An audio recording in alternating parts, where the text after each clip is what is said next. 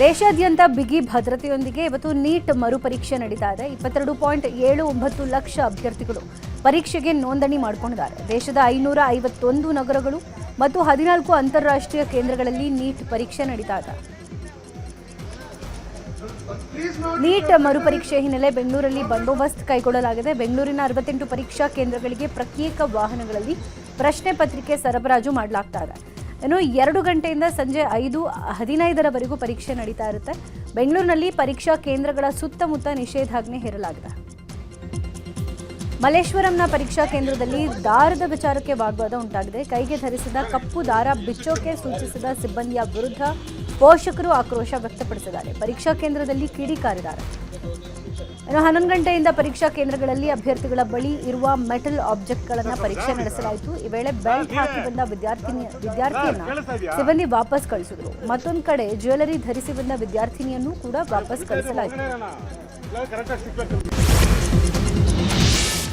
ಬೆಂಗಳೂರಿನಲ್ಲಿ 3 NEET exam miss ಆಗಿದೆ. RC college ಪರೀಕ್ಷಾ ಕೇಂದ್ರಕ್ಕೆ ಮಾಗಡಿ ಮೂಲದ ವಿದ್ಯಾರ್ಥಿನಿ ತಡವಾಗಿ ಬಂದಿದ್ದಾರೆ. ಈ ವೇಳೆ ಗೇಟ್ ಓಪನ್ ಮಾಡದ ಕಾರಣ ಗೇಟ್ ಹಾರಿ ಹೋಗಲು ಯತ್ನಿಸಿದ್ದಾರೆ. ಆದರೆ ಪರೀಕ್ಷಾ ಕೇಂದ್ರಕ್ಕೆ ಸಿಬ್ಬಂದಿ ಬಿಡದಿದ್ದಕ್ಕೆ ಗೇಟ್ ಎದುರು ಪೋಷಕರು ಕಿರುಚಾಡಿದ್ದಾರೆ.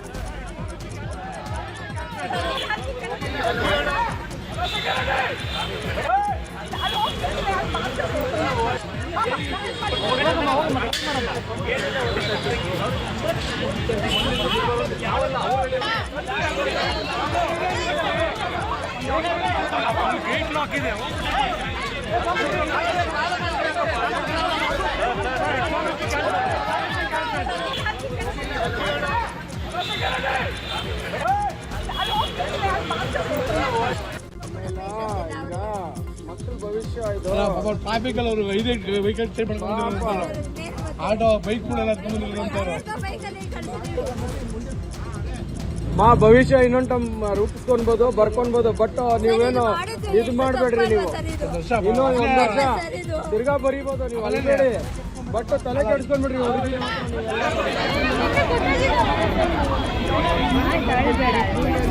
ಆಯ್ತು ಬಿಡಮ್ಮ, ಆಯ್ತು ಬಿಡೋಣ. ಹುಬ್ಬಳ್ಳಿಯ 10 ಕೇಂದ್ರಗಳಲ್ಲಿ ನೀಟ್ ಮರುಪರೀಕ್ಷೆ ನಡೀತಾ ಇದೆ. ಹುಬ್ಬಳ್ಳಿಯಲ್ಲಿ 3927 ಅಭ್ಯರ್ಥಿಗಳಿಂದ ಪರೀಕ್ಷೆ ಬರೆಯಲಾಗ್ತಾ ಇದ್ದು, ಪರೀಕ್ಷಾ ಕೇಂದ್ರಗಳ ಬಳಿ ಪೊಲೀಸ್ ಸರ್ಪಗಾವಲು ಇರಿಸಲಾಗಿದೆ. ಯಾವುದೇ ಅಹಿತಕರ ಘಟನೆ ನಡೆಯದಂತೆ ಮುನ್ನೆಚ್ಚರಿಕಾ ಕ್ರಮ ವಹಿಸಲಾಗಿದೆ. ಸಂಜೆ 5:15 ಪರೀಕ್ಷೆ ನಡೀತಾ ಇರುತ್ತೆ. ದಾವಣಗೆರೆಯಲ್ಲಿ ನೀಟ್ ಮರುಪರೀಕ್ಷೆ ಹಿನ್ನೆಲೆ ಪರೀಕ್ಷೆಗೆ ಆಗಮಿಸುವ ವಿದ್ಯಾರ್ಥಿಗಳ ಕೊರಳಲ್ಲಿನ ಶಿವದಾರ, ರುದ್ರಾಕ್ಷಿ, ಜನಿವಾರವನ್ನು ತೆಗೆಸಲಾಗಿದೆ.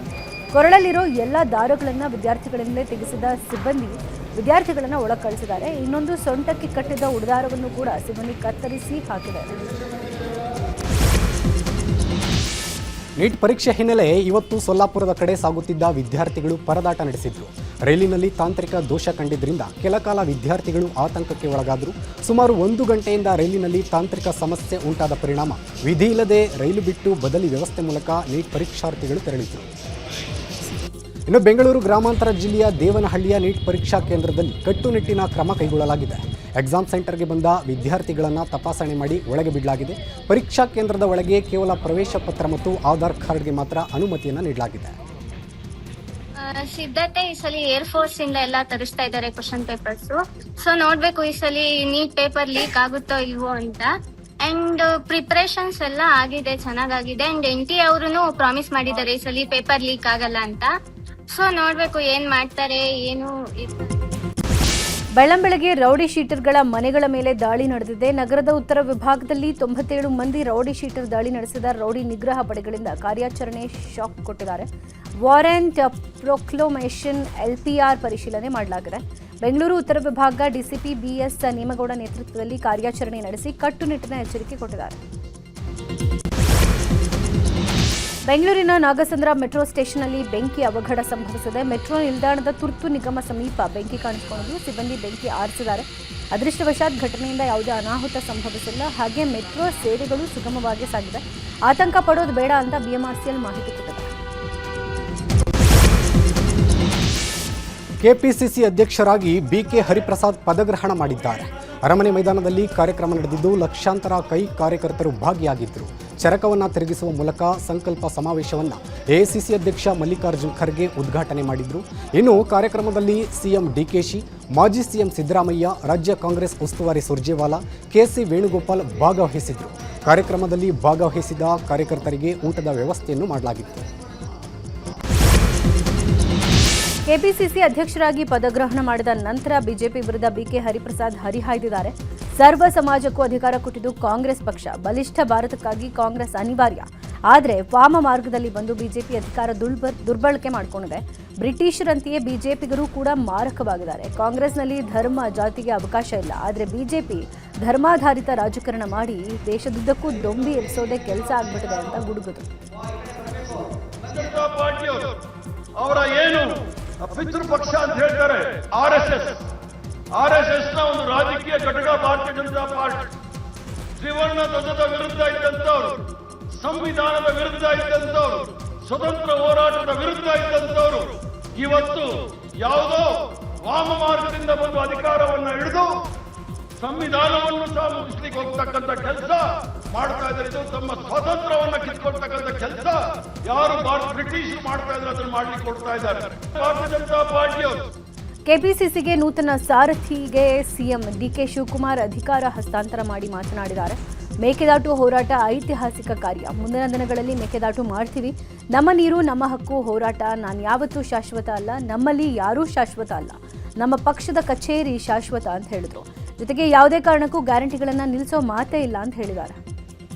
ನಮ್ಮ ನೀರು ನಮ್ಮ ಹಕ್ಕು ಹೆಜ್ಜೆ ಮೇಲೆ ಹೆಜ್ಜೆ ಹಾಕಿ ವಾಪಸ್ ನಿಲ್ಲಿಸಿ ಮತ್ತೆ ಅದನ್ನು ಕೂಡ ಸಂಗಮದಲ್ಲಿ ಬಂದು ಮಲ್ಲಿಕಾರ್ಜುನ್ ಖರ್ಗೆ ಅವರ ಅಧ್ಯಕ್ಷತೆಯಲ್ಲಿ ಅವರು ಉದ್ಘಾಟನೆಯನ್ನು ಮಾಡಿ ಇವತ್ತು ಏನು ಮೇಕೆದಾಟು ಪಾದಯಾತ್ರೆ ಮಾಡಿದ್ದು ಈ ರಾಜ್ಯದಲ್ಲಿ ಅದು ಒಂದು ಐತಿಹಾಸಿಕವಾದಂತ ಪುಟ. ಇನ್ನು ಮುಂದಿನ ದಿನದಲ್ಲಿ ಅದು ಏನಾಗಿದೆ, ಬದಲಾವಣೆ ಏನಾಯ್ತು, ಯಾವ ರೀತಿ ಹೋರಾಟವನ್ನು ಮಾಡಿದ್ದೇವೆ, ನಮ್ಮ ನೀರು ನಮ್ಮ ಹಕ್ಕು ಹೋರಾಟ ಎಲ್ಲಿಗೆ ಮುಟ್ಟಿದ್ದೇವೆ ಅಂತ ಹೇಳಿ ಮುಂದಿನ ದಿನದಲ್ಲಿ ನಿಮ್ಮ ಹತ್ರ ಅದನ್ನ ಚರ್ಚೆಯನ್ನು ನಾನು ಮಾಡ್ತೇನೆ. ಇವತ್ತು 6 ಗ್ಯಾರಂಟಿಗಳನ್ನ 5 ಗ್ಯಾರಂಟಿಗಳನ್ನ ನಡೆಸ್ಕೊಂಡು ಬಂದಿದ್ದೇವೆ. ಯಾವ ಕಾರಣಕ್ಕೂ ನಮ್ಮ ಗ್ಯಾರಂಟಿಯನ್ನು ಯಾರು ಕೂಡ ನಿಲ್ಲಿಸಲಿಕ್ಕೆ ಸಾಧ್ಯ ಇಲ್ಲ, ನಾವು ಕೂಡ ನಿಲ್ಲಿಸೋದಿಲ್ಲ ಅನ್ನೋ ಮಾತನ್ನ ಈ ಸಂದರ್ಭ ಹೇಳಲಿಕ್ಕೆ ನಾನು ಬಯಸ್ತಾ ಇದ್ದೇನೆ. ಇವತ್ತು ಇದಲ್ಲದೆ ನಾನು ಅಧಿಕಾರ ತೆಗೆದುಕೊಂಡ ದಿನ ಈಗಾಗಲೇ ನಾವು ಭೂ ಗ್ಯಾರಂಟಿ ಅಂತೇಳಿ ಪ್ರತಿಯೊಬ್ಬ ರೈತನಿಗೆ, ಪ್ರತಿಯೊಬ್ಬ ನಾಗರಿಕನಿಗೆ ಯಾರವನ ಆಸ್ತಿಗೆ ದಾಖಲೆಗಳನ್ನು ನಿರ್ಮಾಣ ಮಾಡಬೇಕು ಅಂತೇಳಿ ಎಲ್ಲರೂ ಕೂಡ ಈಗಾಗಲೇ ದಾಖಲೆಗಳನ್ನು ಕೊಡಲಿಕ್ಕೆ ತೀರ್ಮಾನವನ್ನು ಮಾಡಿದ್ದೇವೆ. ಇನ್ನು ಮಾಜಿ ಸಿಎಂ ಸಿದ್ದರಾಮಯ್ಯ ಮಾತನಾಡಿದ್ದು, ಪ್ರತಿಪಕ್ಷಗಳ ಟೀಕೆ ಸವಾಲುಗಳನ್ನ ಮೀರಿ ಕೆಲಸ ಮಾಡಿದ್ದೀನಿ.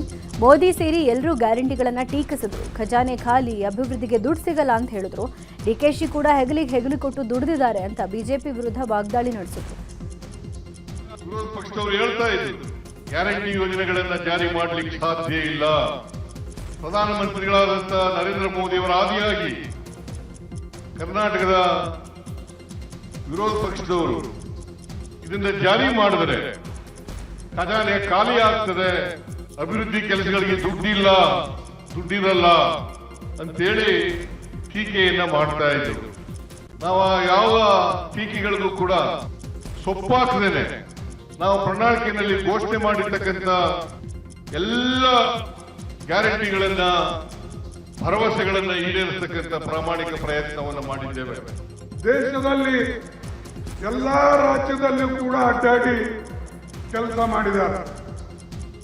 ಅದಕ್ಕಾಗಿ ಈ ಸಲ ನಾವು ಕಾಂಗ್ರೆಸ್ ಕಾರ್ಯಕರ್ತರನ್ನ, ಕಾಂಗ್ರೆಸ್ ನಾಯಕತ್ವನ್ನ, ಯಾರು ಪಕ್ಷವನ್ನ ಕೆಳಗಿಂದು ಕಟ್ಕೊಂಡು ಬಂದಿದ್ದಾರೋ, ಯಾರು ನೋಡಿದಾರೋ, ಯಾರು ಕಾಂಗ್ರೆಸ್ ಕಾರ್ಯಕರ್ತರನ್ನ ಗುರುತಿಸ್ತಾರೋ, ಯಾರು ವಿಶೇಷವಾಗಿ ಪಕ್ಷದ ತತ್ವಗಳನ್ನ ತನ್ನ ಜೀವನದಲ್ಲಿ ಅಳವಡಿಸಿಕೊಂಡು ಅನುಷ್ಠಾನಕ್ಕೆ ತರ್ತಾರೋ ಅಂತ ವ್ಯಕ್ತಿ ಕೈಯಲ್ಲೇ ಕೊಡಬೇಕು ಅಂತ ಹೇಳಿ ಇವತ್ತು ಬಿಕೆ ಹರಿಪ್ರಸಾದ್ ಅವರ ಕೈಯಲ್ಲಿ ನಾವು ಕೊಟ್ಟಿದ್ದೇವೆ. ಕಾಂಗ್ರೆಸ್ನ ಸಂಕಲ್ಪ ಸಮಾವೇಶ ಹಾಗೂ ಬಿಕೆ ಹರಿಪ್ರಸಾದ್ ಪದಗ್ರಹಣ ಕಾರ್ಯಕ್ರಮದಲ್ಲಿ ಕಾಂಗ್ರೆಸ್ ಹಲವು ನಾಯಕರು ಭಾಗಿಯಾಗಿದ್ದರು. ಈ ವೇಳೆ ಮಾತನಾಡಿದ ಲಕ್ಷ್ಮೀ ಹೆಬ್ಬಾಳ್ಕರ್ ಸಿಎಂ ಡಿಕೆಶಿ ಅವರನ್ನ ಗುಣಗಾನ ಮಾಡಿದರು. ಡಿಕೆ ಶಿವಕುಮಾರ್ ಅವರು ಕೋವಿಡ್ ವೇಳೆ ಅಧ್ಯಕ್ಷರಾಗಿದ್ದಾಗ ಸಾಕಷ್ಟು ಕೆಲಸ ಮಾಡಿದ್ರು, ಈಗ ಸಿಎಂ ಆಗಿದ್ದಾರೆ ಎಂದು ಗುಣಗಾನ ಮಾಡಿದರು. ಈಗ ಪಕ್ಷದ ಚುಕ್ಕಾಣಿಯನ್ನ ಬಿಕೆ ಹರಿಪ್ರಸಾದ್ ಹಿಡಿದಿದ್ದಾರೆ ಎಂದರು.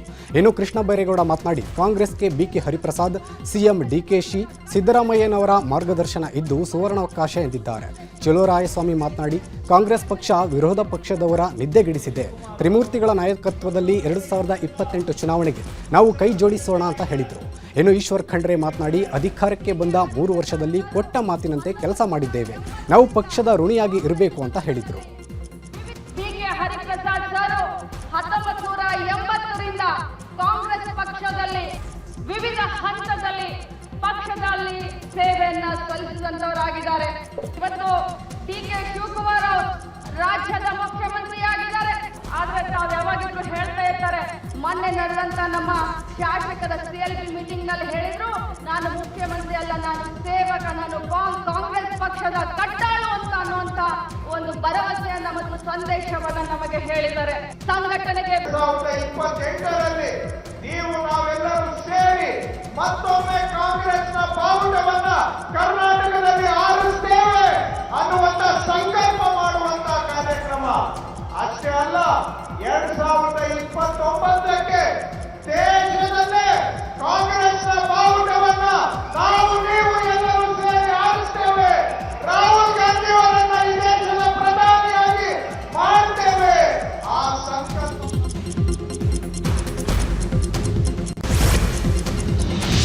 ಲವ್ ಜಿಹಾದ್ಗೆ ಹೆದರಿ ಬಾಲಕಿ ಆತ್ಮಹತ್ಯೆ ಪ್ರಕರಣಕ್ಕೆ ಸಂಬಂಧಪಟ್ಟಂತೆ ಮೃತ ಬಾಲಕಿ ಮನೆಗೆ ಕೇಂದ್ರ ಸಚಿವ ಪ್ರಹ್ಲಾದ್ ಜೋಶಿ ಭೇಟಿ ಕೊಟ್ಟಿದ್ದಾರೆ. ಧಾರವಾಡ ತಾಲೂಕಿನ ಗರಗ ಗ್ರಾಮಕ್ಕೆ ಭೇಟಿ ಕೊಟ್ಟು ಕುಟುಂಬಸ್ಥರಿಗೆ ಸಾಂತ್ವನ ಹೇಳಿದ್ದಾರೆ. ಈ ವೇಳೆ ಪ್ರಹ್ಲಾದ್ ಜೋಶಿ ಕಾಲಿಗೆ ಬಿದ್ದು ಬಾಲಕಿಯ ಪೋಷಕರು ಕಣ್ಣೀರು ಹಾಕಿದ್ದಾರೆ. ಇನ್ನು ಸಿಪಿಐ ಸಸ್ಪೆಂಡ್ ಮಾಡಿದರೆ ಸಾಕಾಗೋಲ್ಲ, PSI ಅವರನ್ನು ಸಸ್ಪೆಂಡ್ ಮಾಡಿ 2 ಅಧಿಕಾರಿ ಮೇಲೆ ಕೇಸ್ ದಾಖಲಿಸುವಂತೆ ಜೋಶಿ ಸೂಚನೆ ಕೊಟ್ಟಿದ್ದಾರೆ.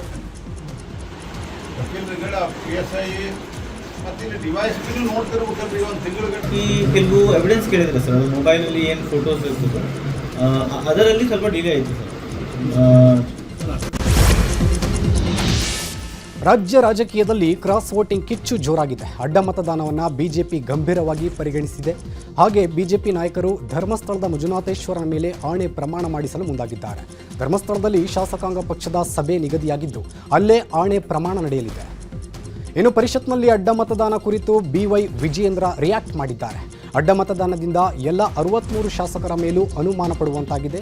ಈ ವಾರದಲ್ಲೇ ಧರ್ಮಸ್ಥಳದಲ್ಲೇ ದ್ರೋಹಿಗಳು ಯಾರೆಂದು ಗೊತ್ತಾಗಲಿ, ಅಲ್ಲೇ ಪತ್ತೆ ಮಾಡ್ತೇವೆ ಅಂತ ಹೇಳಿದ್ದಾರೆ. ಹಾಗೆ ಆರ್ ಅಶೋಕ್ ಕೂಡ ಪ್ರತಿಕ್ರಿಯೆಯನ್ನು ಕೊಟ್ಟಿದ್ದು, ಹಿರಿಯರ ಜೊತೆ ತೀರ್ಮಾನ ಮಾಡಿ ಕ್ರಮವನ್ನು ಕೈಗೊಳ್ತೇವೆ ಅಂತ ಹೇಳಿದ್ದಾರೆ. ಪರಿಷತ್ ಚುನಾವಣೆಯಲ್ಲಿ ಭಾಜಪದಿಂದನೂ ಕೂಡ 4 ಅಡ್ಡ ಮತದಾನಗಳು ಆಗಿದ್ದಾವೆ. ನಮ್ಮ ಭಾಜಪದ 63 ಶಾಸಕರ ಮೇಲೂ ಕೂಡ ಒಂದು ರೀತಿಯ ಅನುಮಾನ ಹುಟ್ಟಾಕುವಂಥ ಕೆಲಸ ಇದರಿಂದ ಆಗಿದೆ. ರಾಜ್ಯದ ಅಧ್ಯಕ್ಷನಾಗಿ ನನಗೂ ಕೂಡ ಈ ಬೆಳವಣಿಗೆ ಸಾಕಷ್ಟು ಬೇಸರನ ತಂದಿದೆ. ಧರ್ಮಸ್ಥಳದಲ್ಲಿ ನಮ್ಮ ಶಾಸಕ ಪಕ್ಷ ಸಭೆಯನ್ನು ಕರಿಬೇಕು. ಅಲ್ಲಿ ಕರೆದು ಯಾರಿವತ್ತು ಶಾಸಕರು ತಾಯಿಗೆ ದ್ರೋಹ ಬಗೆಯುವಂಥ ಕೆಲಸವನ್ನು ಮಾಡಿದ್ದಾರೆ, ಅದು ಯಾರೇ ಆಗಿರಲಿ, ನಾವು ಎಷ್ಟೇ ದೊಡ್ಡವರಾದರೂ ಕೂಡ ನಾವೆಲ್ಲರೂ ಕೂಡ ದೇವರನ್ನು ನಂಬ್ತಕ್ಕಂಥವ್ರು.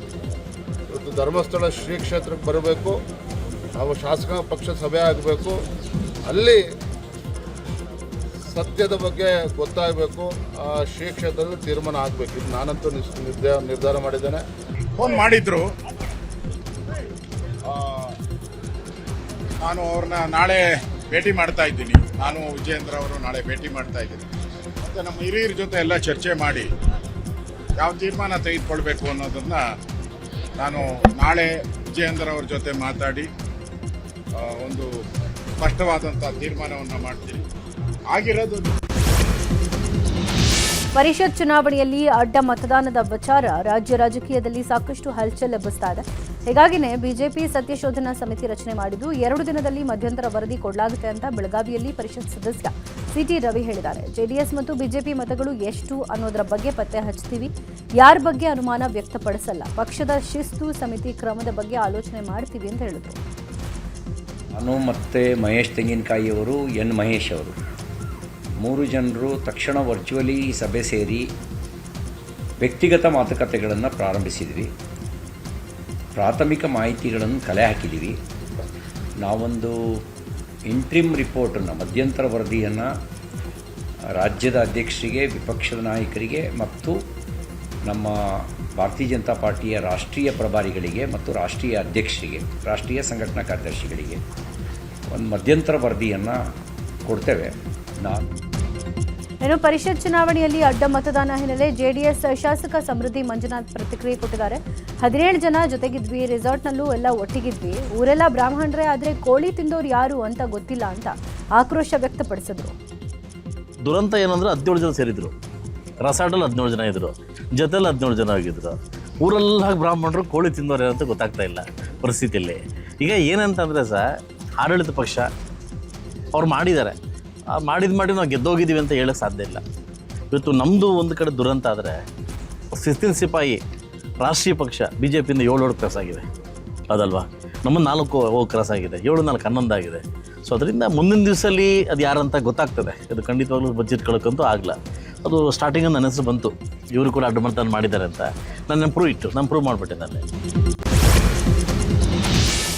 ದೋಸ್ತಿಯಲ್ಲಿ ಕ್ರಾಸ್ ವೋಟ್ ಸಮರ ಜೋರಾಗಿದೆ. ಅಡ್ಡ ಮತದಾನ ಮಾಡಿದವರ ವಿರುದ್ಧ ಬಿಜೆಪಿ ನಾಯಕರು ಆಕ್ರೋಶ ವ್ಯಕ್ತಪಡಿಸಿದ್ದಾರೆ. ಬೆಳಗಾವಿಯಲ್ಲಿ ಶಾಸಕ ಅರವಿಂದ್ ಬೆಲ್ಲದ್ ನಾವೆಲ್ಲರೂ ಆತ್ಮಾವಲೋಕನ ಮಾಡಬೇಕು ಅಂತ ಹೇಳಿದ್ದಾರೆ. ಆಣೆ ಪ್ರಮಾಣ ಮಾಡಿದ್ರೆ ತಪ್ಪಿಲ್ಲ ಎಂದಿದ್ದಾರೆ. ಇತ್ತ ಮಾಜಿ ಸಿಎಂ ಹಾಗೂ ಸಂಸದ ಬಸವರಾಜ ಬೊಮ್ಮಾಯಿ ಮಾತನಾಡಿ, ಅಡ್ಡ ಮತದಾನದ ಸತ್ಯ ಶೋಧನೆಗೆ ಈಗಾಗಲೇ ಸಿಟಿ ರವಿ ನೇತೃತ್ವದಲ್ಲಿ ಸಮಿತಿ ರಚನೆಯನ್ನು ಮಾಡಲಾಗಿದೆ ಎಂದಿದ್ದಾರೆ. ಅಡ್ಡ ಮತದಾನ ಮಾಡಿದವರು ಯಾರೇ ಆದರೂ ಕ್ರಮ ತೆಗೆದುಕೊಳ್ತೇವೆ ಎಂದು ಉಡುಪಿಯಲ್ಲಿ ಸಂಸದ ಕೋಟಾ ಶ್ರೀನಿವಾಸ ಪೂಜಾರಿ ಹೇಳಿದ್ದಾರೆ. ಅಡ್ಡ ಮತದಾನದ ವಿಚಾರ ನಾವೆಲ್ಲರೂ ಆತ್ಮಾವಲೋಕನ ಮಾಡುವಂಥ ವಿಚಾರ. ಹಾಗಾಗಿ ಅದ್ರ ಬಗ್ಗೆ ಎಲ್ಲ ರೀತಿಯ ಹೆಜ್ಜೆಗಳನ್ನ ಇಡುವಂಥದ್ದು ನಾವು ತಿಳ್ಕೊಳ್ಳೋದು ಅವಶ್ಯಕತೆ. ಇದರಲ್ಲಿ ಯಾರು ತಪ್ಪು ಮಾಡಿದ್ದಾರೆ ಅವ್ರನ್ನ ಕಂಡು ಹಿಡಿಲಕ್ಕೆ ಧರ್ಮಸ್ಥಳದಲ್ಲಿ ಹೋಗಿ ಆಣೆ ಪ್ರಮಾಣ ವಚನ ಮಾಡಿದ್ರು ಕೂಡ ಏನು ತಪ್ಪೇನಿಲ್ಲ, ಅದರಲ್ಲಿ ಏನು ತಪ್ಪೈತೆ. ಅಧ್ಯಕ್ಷರು ನಮಗೆಲ್ಲರಿಗೂ ಅಧ್ಯಕ್ಷರವರು, ಹಾಗಾಗಿ ಅವ್ರು ತೆಗೆದುಕೊಂಡಂಥ ಏನು ಸ್ಟೆಪ್ಸ್ ಅದಾವೆ ಅದಕ್ಕೆ ನಾವೆಲ್ಲರೂ ಒಪ್ತೇವೆ. ಅಲ್ಲ, ಈಗ ಅದೊಂದು ಸಮಿತಿ ಮಾಡಿದ್ದೀವಿ. ಸಮಿತಿ ರಿಪೋರ್ಟ್ ಇಂಪಾರ್ಟೆಂಟು. ಆ ರಿಪೋರ್ಟ್ ಬಂದ ಮೇಲೆ ವರಿಷ್ಠರ ಆದೇಶದಂತೆ ಮುಂದಿನ ಕ್ರಮಗಳನ್ನು ಜರುಗಿಸ್ತಾರೆ. ಇಷ್ಟು ಮಾತ್ರ ನನಗೆ ಗೊತ್ತಿರೋದು. ಅದ್ರ ಬಗ್ಗೆ ನನಗೆ ಗೊತ್ತಿಲ್ಲ. ಅಡ್ಡ ಮತದಾನದ ಹಾಕಿದ ಬಗ್ಗೆ ಮಾಹಿತಿ ಸಿಕ್ಕಿದ್ದು 100% ಸತ್ಯ. ಸಿಟಿ ರವಿ ನೇತೃತ್ವದಲ್ಲಿ ಅದು ಯಾರು ಹಾಕಿದ್ದಾರೆ ಅಂತ ತನಿಖೆ ಮಾಡಿ ವರದಿ ಕೊಡಿ ಅಂತ ರಾಜ್ಯಾಧ್ಯಕ್ಷರು ಹೇಳಿದ್ದಾರೆ. ಅವರ ವರದಿ ಬಂದ ತಕ್ಷಣ ಯಾರೇ ಆದರೂ ಅವ್ರ ಮೇಲೆ ಕ್ರಮ ತಗೊಳ್ತಾರೆ. ಕುದುರೆ, ಕತ್ತೆ, ಆನೆ ಅಂಥದ್ದು ನಾನು ಹೇಳೋದಿಲ್ಲ ಚರ್ಚೆ. ಈಗ ಚರ್ಚೆ ನಮ್ಮ ಮುಂದೆ ಅಡ್ಡ ಮತದಾನ ಹಾಕಿದ್ದಾರೆ, ನೀವೇನು ಮಾಡ್ತೀರಿ ಅಂತೀರಿ. ಸಿಟಿ ರವಿ ನೇತೃತ್ವದಲ್ಲಿ ಕಮಿಟಿ ಮಾಡಿದ್ದೇವೆ. ವರದಿ ಬಂದ ತಕ್ಷಣ ರಾಜ್ಯಾಧ್ಯಕ್ಷರು ಕ್ರಮ ತೆಗೆದುಕೊಳ್ತೇನೆ ಅಂತ ಘೋಷಣೆ ಮಾಡಿದ್ದಾರೆ. ನಮಗಿಂತ ಇನ್ನು ಬಿಜೆಪಿ ರಾಜ್ಯಾಧ್ಯಕ್ಷ BY ವಿಜಯೇಂದ್ರ ಆಣೆ ಪ್ರಮಾಣ ವಿಚಾರಕ್ಕೆ ಶಿವಮೊಗ್ಗದಲ್ಲಿ ಶಾಸಕ SN ಚನ್ನಬಸಪ್ಪ ಪ್ರತಿಕ್ರಿಯೆ ನೀಡಿದರು. ನಾವು ಪಕ್ಷವನ್ನ ತಾಯಿ ಎಂದು ಸ್ವೀಕಾರ ಮಾಡಿದವರು. ಬಿಜೆಪಿ ಅಧಿಕಾರಕ್ಕೆ ಬರಲು ನಾವು ಬೇರೆಯವರನ್ನ ಕರೆದುಕೊಂಡು ಬಂದಿದ್ದೇವೆ. ಈ ತರಹ ಸನ್ನಿವೇಶಗಳು ರಾಜಕೀಯದಲ್ಲಿ ಸಾಮಾನ್ಯ. ಅಡ್ಡ ಮತದಾನ ಮಾಡಿದವರನ್ನ ಗಲ್ಲಿಗೆ ಹಾಕಲು ಸಾಧ್ಯವಿಲ್ಲ, ಅವರನ್ನ ಪಕ್ಷದಿಂದ ಹೊರ ಹಾಕಬೇಕು ಅಂತ ಹೇಳಿದರು. ಇತ್ತ ಗದಗದಲ್ಲಿ ಸಹ ಮಾತನಾಡಿದರು. ಕಾರ್ಯಕರ್ತ ಪಾರ್ಟಿಯನ್ನ ತಾಯಿ ಅಂತ ಸ್ವೀಕಾರ ಮಾಡೋದಿಲ್ಲ. ತಾಯಿಗೆ ದ್ರೋಹ ಮಾಡುವಂತ ಕೆಲಸ ಯಾವುದೇ ಒಬ್ಬ ಕಾರ್ಯಕರ್ತನು ಮಾಡಬಾರ್ದು, ಚುನಾಯಿತ ಪ್ರತಿನಿಧಿನೂ ಮಾಡಬಾರ್ದು. ಹಾಗಾಗಿ ಪಕ್ಷದ ಕಾರ್ಯಾಲಯನಿಗೆ ನಮಗೆ ದೇವಾಲಯ. ಆ ಕಾರ್ಯಾಲಯದೊಳಗೆ ಕೂತು ಚರ್ಚೆಯನ್ನ ಮಾಡಿ ಇದಕ್ಕೊಂದು ತಾರ್ಕಿಕ ಅಂತ್ಯವನ್ನ ಕಾಣಿಸ್ಬೇಕು ಅನ್ನೋಂಥದ್ದು ನನ್ನ ಅಭಿಪ್ರಾಯ ಇದೆ. ಕ್ರಾಸ್ ವೋಟಿಂಗ್ ಮಾಡಿದ ಬಿಜೆಪಿ ಶಾಸಕರಿಗೆ ಕೇಂದ್ರ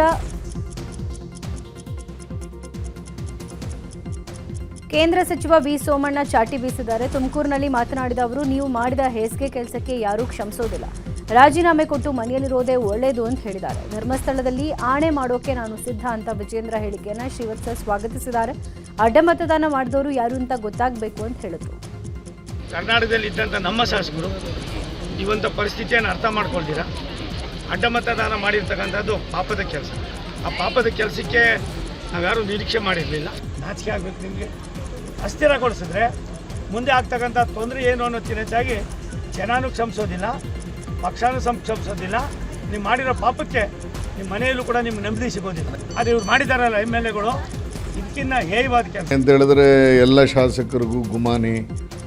ಮಾಧ್ಯಮದಲ್ಲಿ ಒಂದೊಂದು ಹೆಸರುಗಳು ಒಂದೊಂದು ರೀತಿಯಲ್ಲಿ ಬರ್ತಾ ಇರುವಂಥ ಈ ಹಿನ್ನೆಲೆಯಲ್ಲಿ ಇಡೀ ಹಿಂದೂ ಧರ್ಮ ಮತ್ತು ನಾವೆಲ್ಲರೂ ಭಕ್ತಿಯಿಂದ ಮತ್ತು ಅಲ್ಲಿ ಹೋದರೆ ಸುಳ್ಳು ಹೇಳೋಕ್ಕೆ ಸಾಧ್ಯ ಇಲ್ಲ ಅನ್ನುವಂಥ ಒಂದು ಪವಿತ್ರವಾದ ಕ್ಷೇತ್ರ ಅಂದರೆ ಅದು ಧರ್ಮಸ್ಥಳದ ಮಂಜುನಾಥನ ಸ್ಥಳ.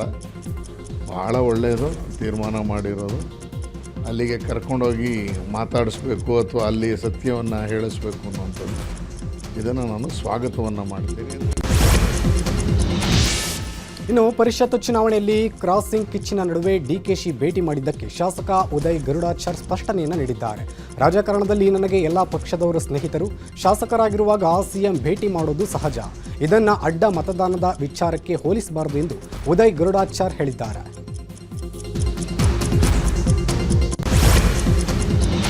ಬಿಡದಿ ಟೌನ್ಶಿಪ್ ವಿರೋಧಿಸಿ ಜೆಡಿಎಸ್ ಕಹಳೆ ಮೊಳಗಿಸಿದೆ. ಅಂಚಿಪುರದ ದೇವತೆಗೆ ಪೂಜೆ ಸಲ್ಲಿಸಿ ಯುವ ನಾಯಕ ನಿಖಿಲ್ ಕುಮಾರಸ್ವಾಮಿ ನೇತೃತ್ವದ ಪಾದಯಾತ್ರೆ ನಡೀತಾ ಇದೆ.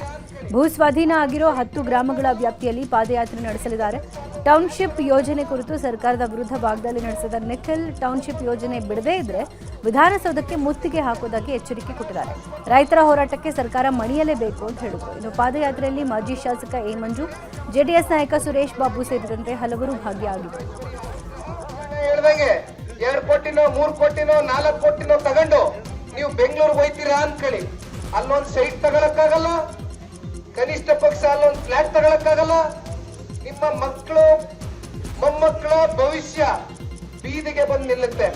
ಹಣ ಶಾಶ್ವತ ಅಲ್ಲ, ಭೂಮಿ ಶಾಶ್ವತ ಅಲ್ಲ. ಭೂಮಿ ತಾಯಿಯನ್ನ ನಂಬ್ಕೊಂಡು ಬದುಕು ಕಟ್ಕೊಂಡಿದ್ದೀರಿ. ಆ ಭೂಮಿ ತಾಯಿ ಆಗ್ಲಿ, ತಾಯಿ ಚಾಮುಂಡೇಶ್ವರಿ ಅನುಗ್ರಹ ಸದಾಕಾಲ ನಿಮ್ಮ ಮೇಲಿರುತ್ತೆ. ದಯವಿಟ್ಟು ಧೈರ್ಯವಾಗಿರಿ, ಧೃತಿಗೆಡಬೇಡಿ. ಬಿಡದಿ ಟೌನ್ಶಿಪ್ ಬಗ್ಗೆ ಕೇಂದ್ರ ಸಚಿವ ಎಚ್.ಡಿ. ಕುಮಾರಸ್ವಾಮಿ ಸರ್ಕಾರದ ವಿರುದ್ಧ ವಾಗ್ದಾಳಿ ನಡೆಸಿದ್ದಾರೆ. ಅಸೂಯೆಗೋ ರಾಜಕೀಯಕ್ಕೋ ನಾನು ವಿರೋಧ ಮಾಡ್ತಿಲ್ಲ, ಫಲವತ್ತಾದ 1 ಇಂಚು ಭೂಮಿಯನ್ನು ಕೊಡಬಾರದು. ಸಿದ್ದರಾಮಯ್ಯ ಕಾಲದಲ್ಲಿ 450 ಎಕರೆ ರೀಡುವಾಗಿತ್ತು. ಬೆನ್ನಿಗಾನಹಳ್ಳಿ ಕೇಸಲ್ಲೂ ಯಾರಾದರೂ ಜೈಲಿಗೆ ಹೋದ್ರಾ? ದೇವರ ಮೇಲೆ ಭಯ ಇದ್ದರೆ ಒಳ್ಳೆ ಕೆಲಸ ಮಾಡಿ ಎಂದು ಕಾಂಗ್ರೆಸ್ ನಾಯಕರಿಗೆ ಎಚ್.ಡಿ.ಕೆ ಎಚ್ಚರಿಕೆಯನ್ನು ನೀಡಿದರು. ಜೆಡಿಎಸ್ ಪಾದಯಾತ್ರೆಗೆ ಕಾಂಗ್ರೆಸ್ ಕೌಂಟರ್ ನೀಡಿ ಅಂಚಿಪುರ ಕಾಲೋನಿ ಗ್ರಾಮದಲ್ಲಿ ಫ್ಲೆಕ್ಸ್ ಅಳವಡಿಕೆ ಮಾಡಿತ್ತು. ಟೌನ್ಶಿಪ್ ಯೋಜನೆಗೆ ಭೂಮಿ ಕೊಡಲು ಸಿದ್ಧ ಎಂಬ ಬರಹದ ಫ್ಲೆಕ್ಸ್ ಅನ್ನು ಜೆಡಿಎಸ್ ಕಾರ್ಯಕರ್ತರು ಹರಿದು ಹಾಕಿದ್ದಾರೆ. ನಿಖಿಲ್ ಪಾದಯಾತ್ರೆ ಮಾರ್ಗದಲ್ಲಿ ಅಳವಡಿಸಿರುವ ಫ್ಲೆಕ್ಸ್ಗಳನ್ನು ಹರಿಯಲಾಗ್ತಾ ಇದೆ. ಇನ್ನು ಟೌನ್ಶಿಪ್ ವಿಚಾರದಲ್ಲಿ ಅಂಚಿಪುರ ಕಾಲೋನಿಯಲ್ಲಿ ಗ್ರಾಮದಲ್ಲಿ ಪರ ವಿರೋಧ ವ್ಯಕ್ತವಾಗಿದೆ. ಟೌನ್ಶಿಪ್ ಬೇಕು, ಜಮೀನು ಕೊಡಲು ಸಿದ್ಧ ಎಂದು ಪ್ಲೇ ಕಾರ್ಡ್ ಹಿಡಿದು ದಲಿತ ಮಹಿಳೆಯರು ಘೋಷಣೆಯನ್ನು ಕೂಗಿದ್ದಾರೆ. ನಿಖಿಲ್ ತೆರಳಿದ್ದ ವೇಳೆ ಪ್ಲೇ ಕಾರ್ಡ್ ಹಿಡಿಯಲಾಗಿದೆ.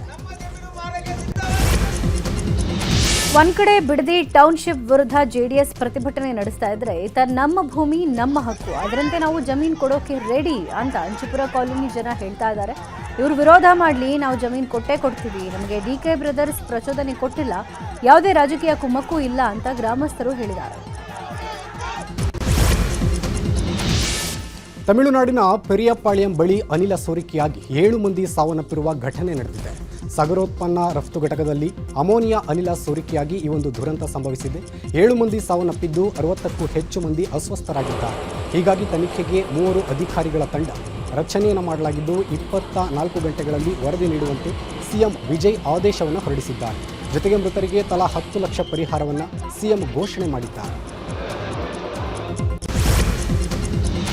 ಕೋಲಾರದಲ್ಲಿ ಮಾವು ಬೆಲೆ ತೀವ್ರ ಕುಸಿತ ಆಗಿದೆ. ಆದರೆ ಬೆಂಬಲ ಬೆಲೆ ಘೋಷಣೆಗೆ ರಾಜ್ಯ ಹಾಗೂ ಕೇಂದ್ರ ಸರ್ಕಾರ ಮೀನಾಮೇಷ ಎಣಿಸ್ತಾ ಇದೆ. ಕಳೆದ 15 ದಿನದಿಂದ ರಾಜ್ಯ ಸರ್ಕಾರಕ್ಕೆ ಮಾವು ಬೆಳೆಗಾರರ ಸಂಘ ಬೆಂಬಲ ಬೆಲೆ ಕೊಡುವಂತೆ ಮನವಿ ಮಾಡ್ತಾ ಇದ್ರು, ಯಾವ ಪರಿಹಾರನೂ ಸಿಗ್ತಾ ಇಲ್ಲ. ಹೀಗಾಗಿ ನಾಳೆ ಕೋಲಾರ ಬಂದ್ಗೆ ಕರೆ ಕೊಟ್ಟಿದ್ದು 1 ಟನ್ ಮಾವಿಗೆ ಕನಿಷ್ಠ 10,000 ಬೆಂಬಲ ಬೆಲೆ ಘೋಷಣೆಗೆ ಆಗ್ರಹಿಸಲಾಗಿದೆ. ಚಿತ್ರದುರ್ಗದ ರೇಣುಕಾಸ್ವಾಮಿ ಕೊಲೆ ಕೇಸ್ನಲ್ಲಿ ಜೈಲಿನಲ್ಲಿರುವ ಆರೋಪಿ ದರ್ಶನ್ ಯೋಗ ಮಾಡಿದ್ದಾರೆ. ಇವತ್ತು ಅಂತಾರಾಷ್ಟ್ರೀಯ ಯೋಗ ದಿನಾಚರಣೆ ಹಿನ್ನೆಲೆ ಪರಪ್ಪನ ಅಗ್ರಹಾರ ಸೆಂಟ್ರಲ್ ಜೈಲಿನಲ್ಲಿ ಯೋಗಾಭ್ಯಾಸ ನಡೆಸಲಾಯಿತು. ಬೆನ್ನು ನೋವು ಹಿನ್ನೆಲೆ ಮೊದಲಿಗೆ ಯೋಗ ಮಾಡಲ್ಲ ಎಂದು ದರ್ಶನ್ ಹೇಳಿದರು. ಬಳಿಕ ಬೆನ್ನು ನೋವಿಗೆ ಯೋಗ ಮಾಡಿದರೆ ತುಂಬ ಒಳ್ಳೆಯದು ಎಂದು ಡಿಜಿ ಅಲೋಕ್ ಕುಮಾರ್ ಸಲಹೆಯನ್ನು ನೀಡಿದರು. ಬಳಿಕ ಜೈಲಿನ ಕಾರಿಡಾರ್ನಲ್ಲಿ ನಟ ದರ್ಶನ್ ಆ್ಯಂಡ್ ಗ್ಯಾಂಗ್ ಪ್ರಾಣಾಯಾಮ, ದೀರ್ಘದಂಡ ನಮಸ್ಕಾರ, ಶವಾಸನದ ಯೋಗ ಮಾಡಿದರು. ಇನ್ನೊಂದು ಕಡೆ ಸಾಮೂಹಿಕ ಯೋಗದಲ್ಲಿ ಆರೋಪಿ ಪವಿತ್ರ ಗೌಡ ಕೂಡ ಭಾಗಿಯಾಗಿದ್ದರು.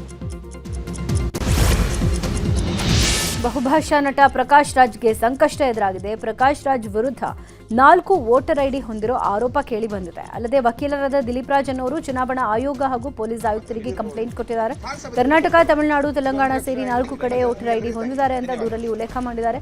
ಪೊಲೀಸರು ಕ್ರಮ ಕೈಗೊಳ್ಳದ ಹಿನ್ನೆಲೆ ಕೋರ್ಟ್ ಮೊರೆ ಹೋದರು. ಅರ್ಜಿ ವಿಚಾರಣೆ ನಡೆಸಿದ 48ನೇ ಎಸಿಜೆಎಂ ನ್ಯಾಯಾಲಯ ಅರೆಸ್ಟ್ ವಾರೆಂಟ್ ಜಾರಿ ಮಾಡಿದೆ. ಬಿಗ್ ಬಾಸ್ ಗಿಲ್ಲಿ ಹುಟ್ಟುಹಬ್ಬದ ಸಂಭ್ರಮದಲ್ಲಿದ್ದಾರೆ. ಬರ್ಡೇ ಸಂಭ್ರಮ ಹಿನ್ನೆಲೆ ಗಿಲ್ಲಿ ಹೊಸ ಸಿನಿಮಾ ಟೈಟಲ್ ಕೊಲಾರ್ ಫಿಕ್ಸ್ ಮಾಡಲಾಗಿದೆ. ಕೆವಿಎನ್ ಪ್ರೊಡಕ್ಷನ್ ಮತ್ತು ರಾಶಿ ಫಿಲ್ಮ್ ನಿರ್ಮಾಣದಲ್ಲಿ ಸಿನಿಮಾ ಮೂಡಿ ಬರ್ತಾ ಇದೆ.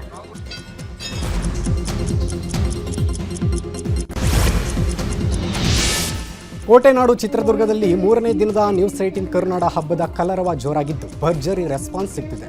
3ನೇ ದಿನವಾದ ಇಂದು ಸಮಾರೋಪ ಸಮಾರಂಭ ನಡೆಯಲಿದ್ದು ಬೋವಿ ಗುರುಪೀಠದ ಇಮ್ಮಡಿ ಸಿದ್ದರಾಮೇಶ್ವರ ಶ್ರೀ, ಕುಂಚಟಿಗ ಮಹಾಸಂಸ್ಥಾನ ಮಠದ ಶಾಂತವೀರ ಶ್ರೀಗಳು ಆಗಮಿಸಲಿದ್ದಾರೆ.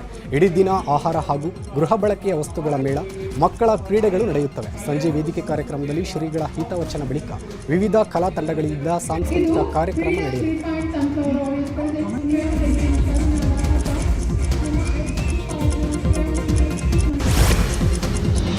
ಆರೋಗ್ಯ ಮತ್ತು ದೈಹಿಕ ಫಿಟ್ನೆಸ್ ಬಗ್ಗೆ ಜಾಗೃತಿ ಮೂಡಿಸೋಕೆ ಮೈಸೂರಿನಲ್ಲಿ ಇದೇ ಜೂನ್ 28ರಂದು ನ್ಯೂಸ್ 18 ವತಿಯಿಂದ ನಮ್ಮ ರನ್ ಮ್ಯಾರಥಾನ್ ಆಯೋಜಿಸಲಾಗಿದೆ. ಮಕ್ಕಳಿಗಾಗಿ 1 ಕಿಲೋಮೀಟರ್, 2 ಕಿಲೋಮೀಟರ್ ನಿಗದಿಪಡಿಸಲಾಗಿದೆ. 3, 5, 10 ಕಿಲೋಮೀಟರ್ ಓಟಕ್ಕೆ ಯಾವುದೇ ಸಮಯದ ಮಿತಿ ಇಲ್ಲ. 5 ಮತ್ತು 10 ಕಿಲೋಮೀಟರ್ ಓಟಕ್ಕೆ ನಿಗದಿತ ಟೈಮ್ ಫಿಕ್ಸ್ ಮಾಡಲಾಗಿದೆ. ವಿಜೇತ ಸ್ಪರ್ಧಿಗೆ 1 ಲಕ್ಷ ಬಹುಮಾನ ಸಿಗುತ್ತೆ. ಸ್ಕ್ರೀನ್ ಮೇಲೆ ಕಾಣಿಸ್ತಾ ಇರೋ QR ಕೋಡ್ ಸ್ಕ್ಯಾನ್ ಮಾಡಿಕೊಂಡು ಆಸಕ್ತರು ನೋಂದಣಿ ಮಾಡಿಕೊಳ್ಳಬಹುದು.